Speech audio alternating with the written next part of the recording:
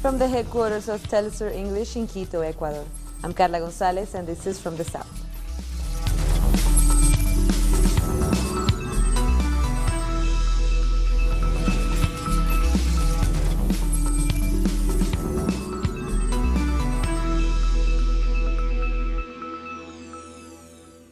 Venezuela's socialist youth has taken to the streets of Caracas to condemn the U.S. blockade and the threat of attacks from Colombia. These young people, between the ages of 15 and 30, are members of the youth wing of the United Socialist Party of Venezuela, the organization created by Hugo Chavez in 2008 to develop new leaders of the Bolivarian Revolution. Their message is against war and sanctions and in favor of peace. Here you can see very happy young people in the streets of Caracas, showing the Venezuelan opposition and the world that Venezuela is happy and at peace. Today they celebrate 11 years of existence and they march to support President Maduro and the Bolivarian Revolution amidst all the challenges. Today we have a revolutionary vanguard of young men and women from all over Venezuela who are constantly learning and taking on various positions as lawmakers, mayors, councillors. They are fighting for the country. The crisis and the tightening of the blockade have become a great political school for the youth. We are going to work in production, but overall in creating awareness. We are here to combat the blockade and the unilateral measures. We are here to defend our country, regardless of what happens. They're also keeping a close eye on the situation on the Colombian border. The message coming from this mobilization is of brotherhood and fraternity with the people of Colombia. The youth march for peace and dialogue between both countries. Video has emerged that appears to establish a clear link between the Venezuelan opposition figure Juan Guaidó and Colombian paramilitaries. The pictures, filmed on the 23rd of February this year, show Guaidó running across the bridge from Venezuela into Colombia. He's escorted by a group of men who have been identified as members of the Rastrojos, one of the right-wing paramilitary groups operating in the region. At the time, Guaidó was under a court order not to leave Venezuela. President Nicolás Maduro referred to the video of Guaidó at the end of the youth march. Yesterday we saw clearly demonstrated the links between Colombian drug traffickers and the Venezuelan right wing. There are the pictures, nobody can deny it. Did you see it? The video of the self-proclaimed Guaidó with 3 drug dealers on the border with Colombia, paramilitary killer drug dealer. President Maduro also announced that he will not attend the upcoming United Nations General Assembly in New York. I went to New York last year. This year I'm not going. This year I'm staying with you, working here in Venezuela. Very safe and very quiet. Delcy will go. And Vice President Delcy Rodriguez and Foreign Minister Jorge will go to the United Nations General Assembly this year to bring the signatures of the Venezuelan people, to bring the voice and the truth of the Venezuelan people. And in the Bahamas, tropical storm warnings are in effect for the northwest as a new storm has already brought rain and strong winds to the hurricane-battered islands early Friday. The tropical disturbance, now hovering over central Bahamas, is packing winds of 45 kilometers per hour and is expected to drop 2 to 4 inches of rain through Sunday. It could also threaten some of the northernmost islands of the Bahamas that were recently devastated by Hurricane Dorian. It's the type of weather those areas do not need, as rescue teams are still searching for hundreds of persons registered as missing. There's an 80% chance that it will turn into a stronger tropical depression or even a tropical storm named Humberto in the next day or so. And it could become a hurricane when it moves to the southeast coast of the United States. The number of people reported missing in the Bahamas after being displaced by Hurricane Dorian has dropped to 1,300. On Wednesday, the missing persons list stood at 2,500. The spokesperson for the National Emergency Management Agency confirmed that many of those earlier flagged as missing were safely housed at shelters. We are happy to announce that the number of missing persons registered with the government is going down daily. after beginning the process of cross-referencing the different databases, and you would have heard from Ms. Curry of the Bahamas Red Cross that they are also collecting data. So after cross-referencing these databases, the registered persons who have evacuated the islands are now at 1,300 persons, and this is down from the 2,500 persons that I reported yesterday. This process is slow. We haven't made much progress from the 50 that we give you, and we will continue to do our very best. In major disasters,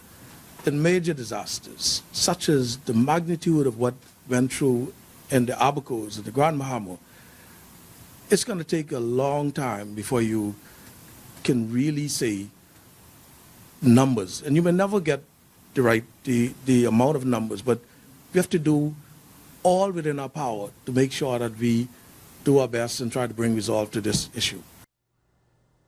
In South Africa, hundreds of protesters have marched outside the Johannesburg Stock Exchange, calling on companies to do more to stop gender-based violence in the workplace.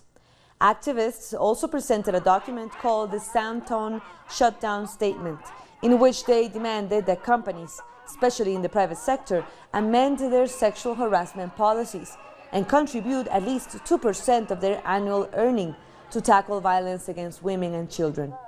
According to the World Health Organization, about 3,000 women in South Africa were murdered in 2018. Most incidences of gender-based violence that happen in the workplace come from the private sector, and it remains silent because they don't do anything about it. They don't have the necessary policies within their environment in order to deal with those things. So we want them to do better and not be silent. Like, wearing black and having a moment of silence is not enough for you to do. Like, you need to do more. You've got the money. We know you have the money. So do what you need to do in order to help us fight gender-based violence in this country. Our correspondent Matuba Madlaji has the details from the protests in Johannesburg. Hundreds of women here in South Africa have gathered in the continent's richest square mile here in Sandton. This is the economic hub of the country, where they are protesting against gender-based violence. In recent days, we've seen gruesome cases of gender-based violence where most women would be killed by their intimate partners or would be in danger in the most public spaces, and today they are here to tell the world that enough is enough, which is the hashtag they've been using to say enough is enough, enough killing of women and children, because they are the most vulnerable in the violent society that is South Africa. Yet just yesterday we saw crime stats being released, and they confirm what these women are doing here, which is the high rate of violent crime that is perpetrated mostly against women and children. And now they're here at the stock exchange handing over a memorandum of their demands from the capitalist country that South Africa is to enforce somehow laws or use their influence to influence policy that will protect the most vulnerable people in society, which are women and children. And that is what's happening on this Friday afternoon in South Africa, Johannesburg in Sandton. It's back to you, studio. Matuba Madlaji from South Africa. And coming up, we have more stories like Honduras that sends environmentalists to prison, causing public outrage. Don't go away.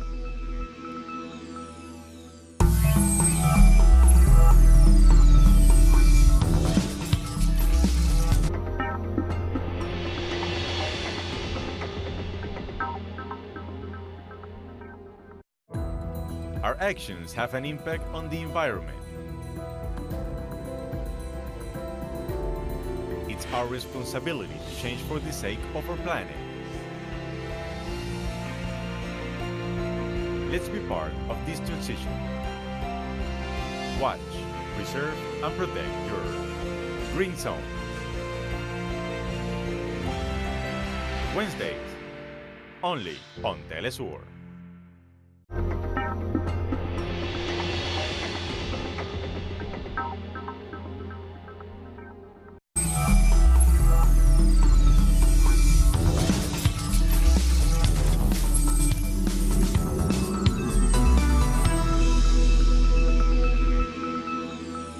Welcome back. Cuba's President Miguel Díaz-Canel has appeared for a second night on television to explain the government's strategy to deal with energy shortages. The president said that there will be no need to apply extreme measures to deal with the effects of U.S. sanctions.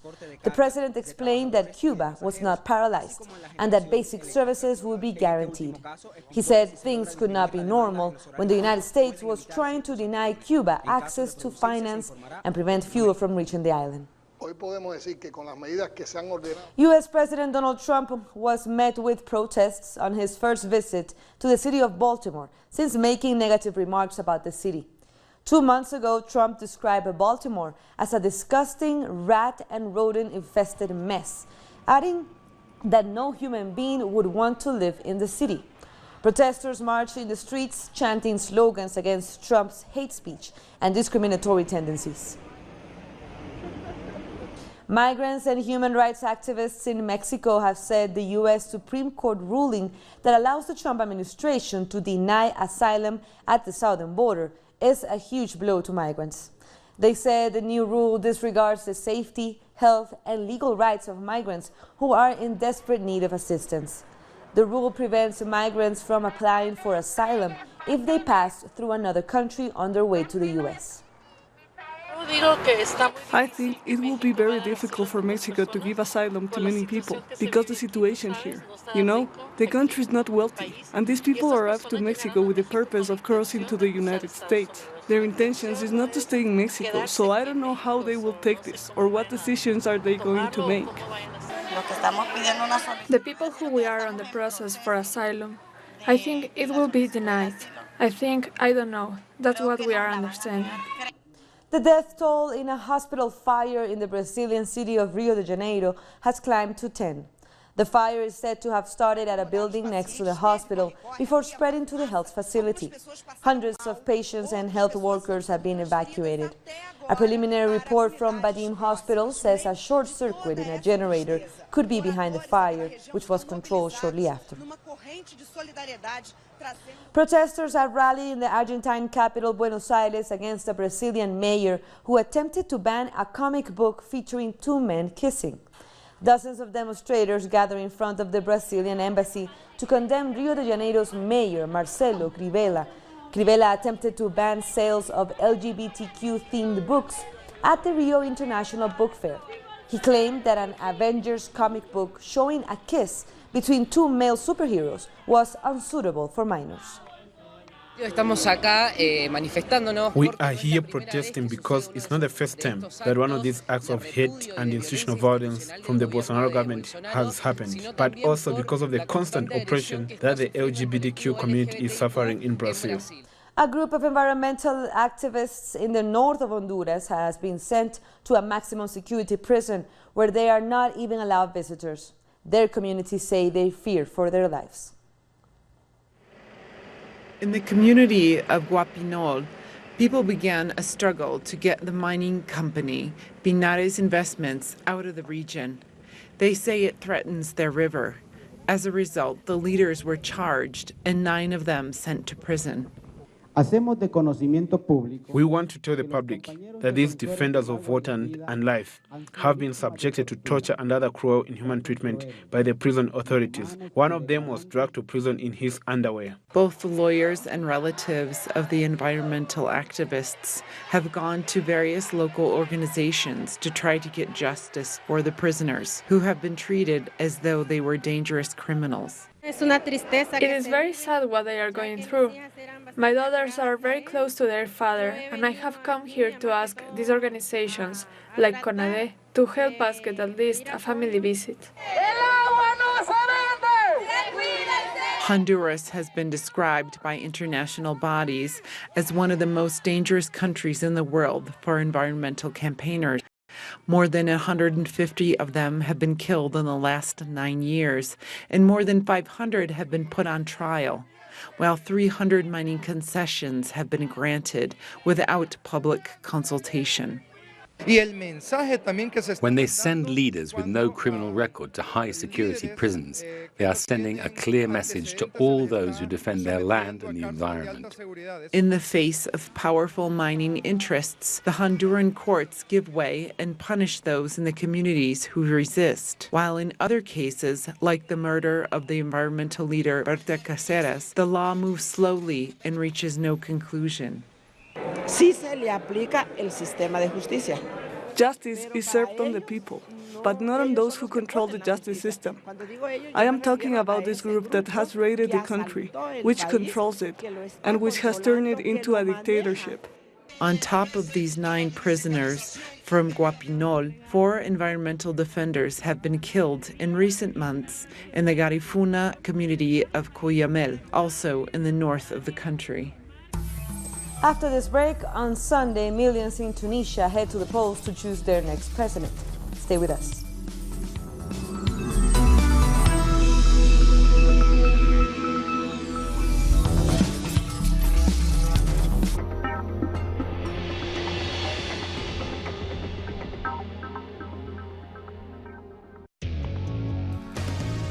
A review of the world news that investigates, incites analysis and induces criticism, because every event has a context. Pusimos el punto en él. Dot in the eye. Saturdays, only on Telesur.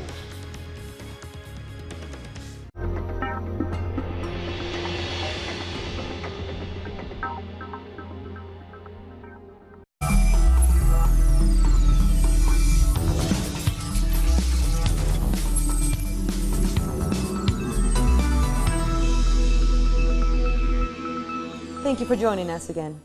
Hundreds of protesters took to the streets of Khartoum on Thursday, demanding the prosecution of soldiers who killed demonstrators earlier this year. They want the appointment of an independent head of judiciary and a prosecutor general in Sudan to preside over the investigation into the killings. The protesters assembled outside the presidential palace, singing and chanting slogans calling for justice. About 100 people were killed in June when security forces violently crushed a sit-in outside the military headquarters.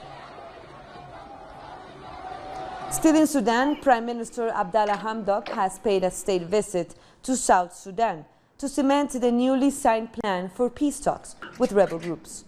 Hamdok met with his South Sudanese counterpart Salva Kiir and discussed a roadmap on strengthening peace in the neighboring countries. The two nations have been experiencing conflicts since 2011, when South Sudan gained independence from Sudan. My first visit outside Sudan will be to Juba, and we are here today. We're looking for a very strategic, very distinguished relationship between our two nations, and the sky is the limit for this relationship.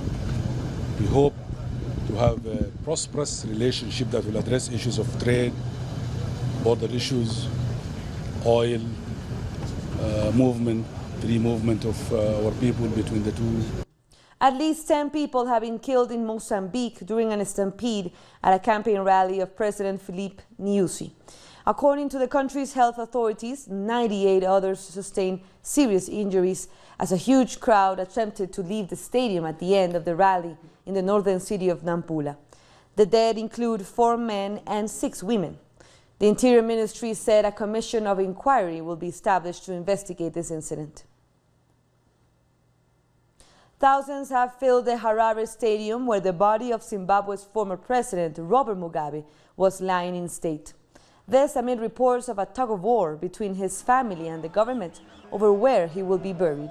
His relatives say the late president's wish was to be buried in his rural community, while the government is reportedly insisting on burying him at the country's hero's shrine. Mugabe's nephew, Patrick Suwawu, said the family is being coerced to go against his wishes.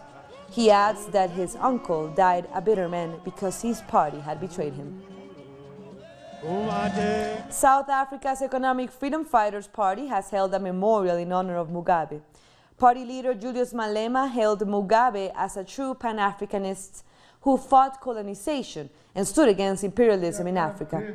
Several former SANU PF members who are in exile after the overthrow of Mugabe by the military in 2017 also attended the memorial. Malema is a well-known supporter and admirer of Mugabe and his policies, especially the land reform program. Today they say Zimbabwe is in trouble and the trouble of Zimbabwe is caused by Mugabe. It's not true.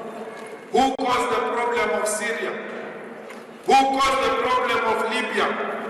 Who's causing the problem of Venezuela, Afghanistan and Iraq? All those problems were caused by Mugabe. Destabilizing those countries were caused by Mugabe. What is common with all these countries, including Zimbabwe, is the fact that imperialism intervened. And we always know that when imperialism intervenes, it destabilizes countries, and those countries never recover. When they took their land, when they took their economy, the imperialists imposed sanctions on them. We challenge imperialism, lift the sanctions, and let's see if black people will never run a successful economy. The Brexit saga continues in the UK. The House of Commons Speaker John Bercow has issued a strongly worded warning to Prime Minister Boris Johnson against disobeying the law by not asking for a Brexit delay. In a speech on Thursday night, Bercow waded into Johnson, comparing the PM to a bank robber for refusing to delay Brexit to avoid a no-deal. The House Speaker declared that he will be prepared to rip up the parliamentary rulebook to stop any illegal attempts by the Prime Minister to take the UK out of the EU without a deal on October 31st.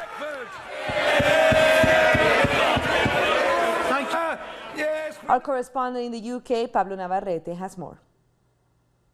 Last night, the Commons Speaker, or effectively the President of the British Parliament, John Bercow, gave very strong declarations with respect to the issue of Brexit and what the British Parliament will do if Boris Johnson effectively goes against the recent parliamentary vote to demand that Britain does not leave the British Union, the European Union, without a Brexit deal.